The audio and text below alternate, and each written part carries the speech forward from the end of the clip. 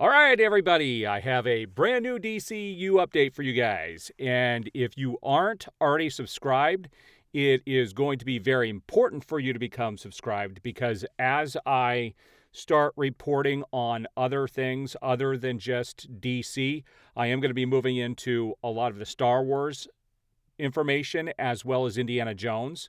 It is going to be very important that you are subscribed because they only will push out notifications on 3 videos a day for each creator.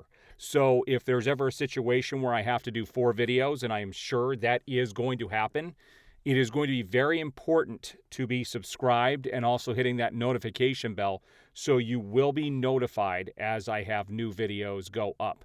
Otherwise, you may miss something. And I would hate for my DC stuff to be missed for all the people that love the DC stuff because you weren't subscribed.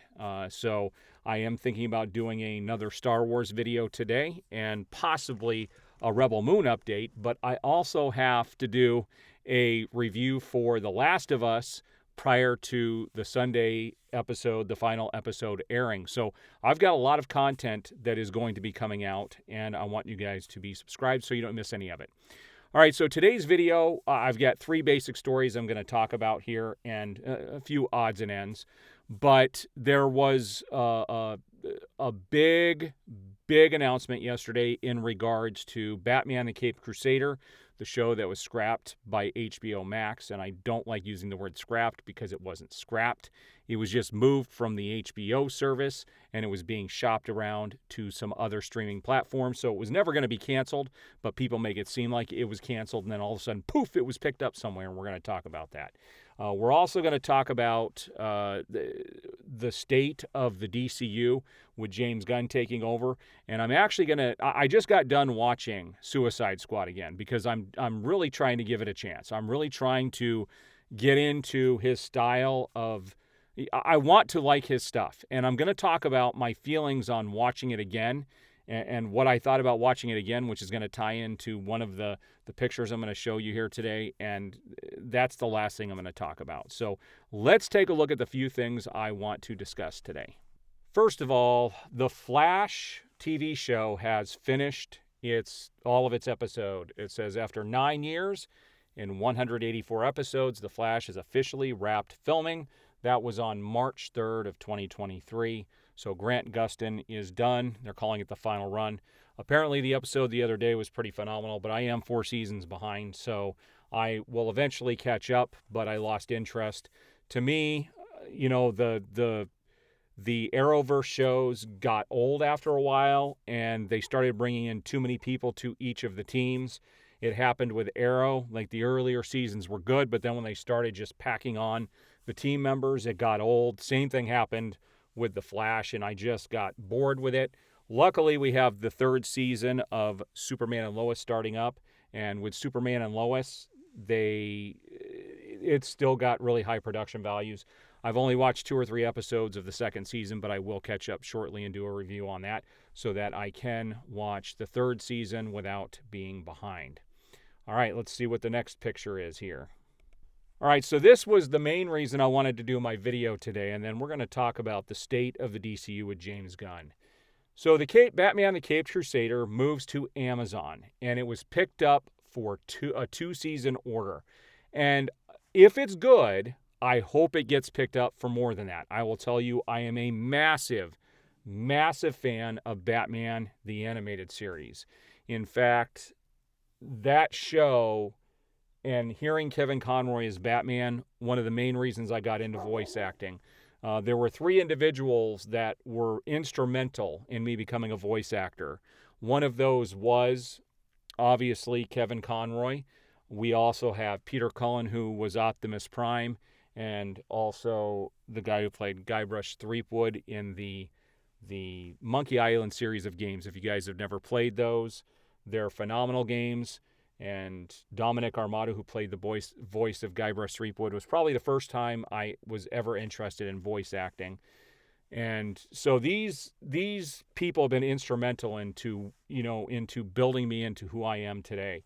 And I am excited. This is supposed to be kind of what they said they wanted the original Batman the Animated Series to be, but they had a lot of limitations. And it's really interesting reading and listening to some of the documentaries on Batman the Animated Series and seeing the limitations they had. It's lucky we ever got a show because they were very strict with the way TV was run. But it says that Batman the Caped Crusader has found a new home at Amazon. The streamer has handed out a 2-season order for the animated series from J.J. Abrams, Matt Reeves, and Bruce Timm that was previously scrapped at HBO Max. It was scrapped at HBO Max, but it was never canceled. And I want to make that very clear. There are a lot of headlines out there making it seem like it was, canceled. Now, you'll also find other YouTubers claiming that this is going to lay the groundwork for Amazon to pick up the Snyderverse, and that is not true, people. Okay, this is a separate property, but like I said before, they can license these characters out in different formats because they own them. Because it is owned by Warner Brothers Discovery, they can license these out to whoever they want. And I can tell you that Amazon probably had to pay a pretty penny to do this. So Warner Brothers Discovery is making money off of this. This is a money-making venture for Warner Brothers Discovery to help them out in the long run. All right, and that leads us to another story here I want to briefly talk about, which is David Ayer. He is still out there talking about his film, and this is interesting. Someone said, Jared Leto's Joker was the biggest letdown since Crystal Pepsi, and David Ayer came out and said, that's what happens when you hack a performance and character arc to pieces. I'm sorry that's all you were allowed to see. Now your mind is closed to the truth. And this is the reality of this, is I knew that this was messed up from the beginning, and this was the second film that Warner Brothers messed up. They messed up Batman vs. Superman, and then they messed up his film. The Joker was supposed to have almost an hour's worth of screen time, and then when the movie came out, he had less than 5 minutes. And I will tell you that Jared put his heart and soul into that character. It was talked about during the filming. And then Warner Brothers has to come in and destroy the dreams of these filmmakers and these actors. Same like the crap they pulled on Henry Cavill. They like to destroy these actors. They like to destroy these performances so that they become hated by the audience, which is a freaking shame. Which leads me to the last story I want to talk about here is going to be the state of the DCU. So this came across as a headline today, and it disgusted me. It said, not all DC Universe characters should headline a $100 million movie, and James Gunn can make mid-budget features with the Arrowverse as a model. DC Studios can look to the Arrowverse for how to make mid-budget features. No. Oh, hell no. Okay? I'm telling you right now, if they go this route, it's doomed from the beginning. And let's talk about what I thought about watching Suicide Squad, James Gunn's Suicide Squad, now that it's been, more than a year.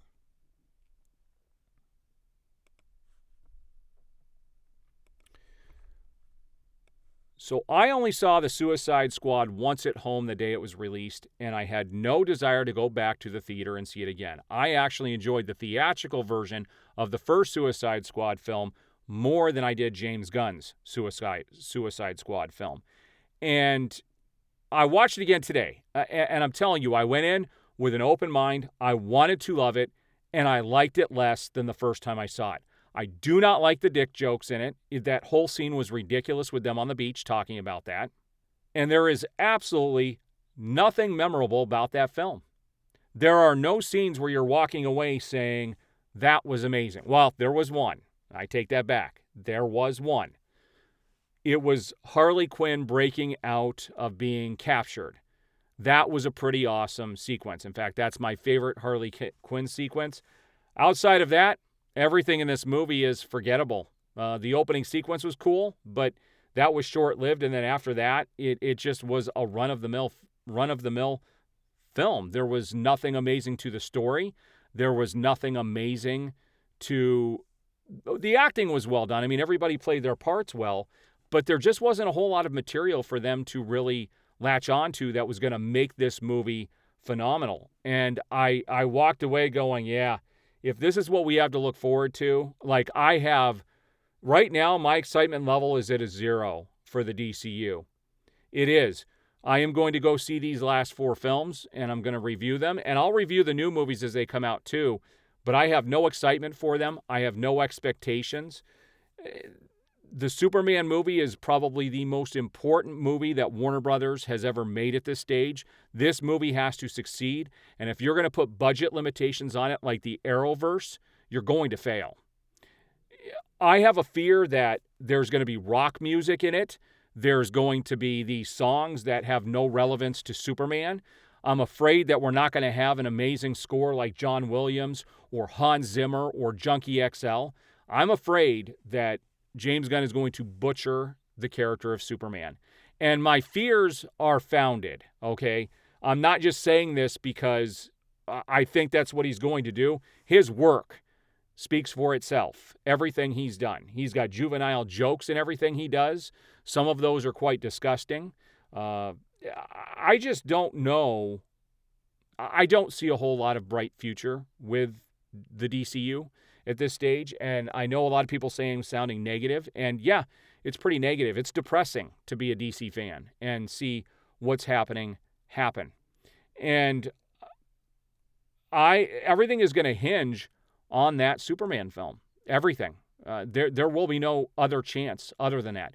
They have to hit it out of the park. And if they do, I will admit it. My 2 favorite DC characters are Batman and Superman. I am very familiar with both characters, more so Batman than I am Superman. But growing up, I was infatuated with Superman. I've talked about my history, and one of my first memories of going to the movies was seeing Christopher Reeve in Superman 2 with my dad. I remember the theater, the smell, the way it was set up. I remember everything. It was a memorable moment for me. It was a big moment in my life. It's, I love movies today, and the smell of popcorn and everything, and it takes me back to that day. It was a special thing in my life. And I just don't have a lot of hope for what they're going to do. Could I be surprised? Could we all be surprised? It could happen.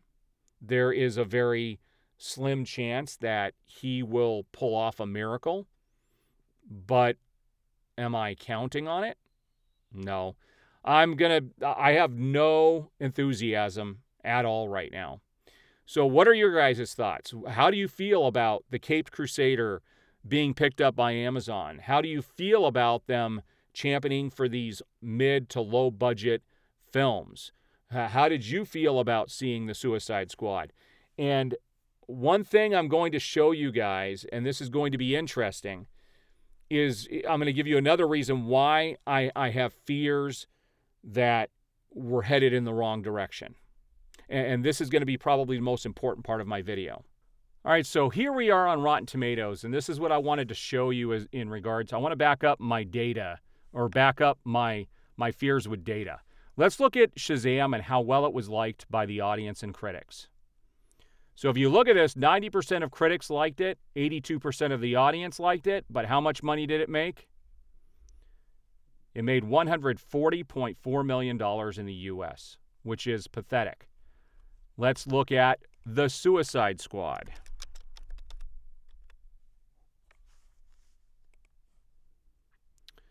So again, it is almost the same. 90% by critics, 82% by the audience. But how much money did this one make? A measly $55.8 million. Now, people will argue that this came out during a pandemic, which is a valid argument to a degree. It was streaming on HBO Max, but there were other films that were released day and date with HBO Max, but more people went to see them in the theaters. It's a fact. This movie was a bomb. Let's look at Black Adam. So Black Adam is another one. Now, I have no idea why critics gave it a 39%, but what I do want to point out is that the audience score was at 88%. These are films that are liked by the audience. But how much money did this film make? $168.1 million. It made even more than Shazam did. And this was at the very end of the pandemic.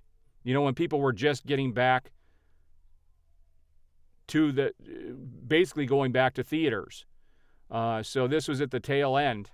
But it doesn't matter if the general audience likes it. You have to get the comic book fans to like it. And a lot of people stayed away from this because, you know, Superman didn't have the right colored costume, which I thought was a little childish on their part. But my whole point in this is that these films, until they come out and start doing these films justice, and I don't think that we're going to get that, they're going to suffer. And I don't want to see mid-budget films.